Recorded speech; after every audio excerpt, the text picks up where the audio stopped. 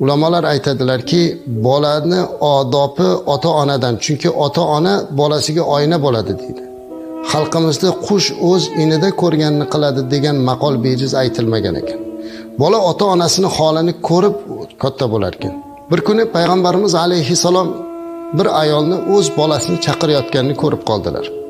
U ayol qo'lini berkitgan holda bolasiga, "Bolam, oldimga kelsang senga xurmo beraman" deyardi.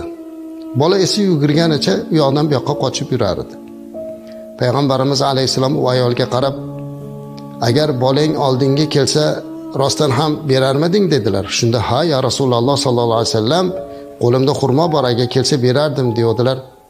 "Agar shunday qilmasang, unda sen yolg'onchi bo'larding. Sana yolg'onchi deb yozilishligi kifoya bo'lardi" dedilar.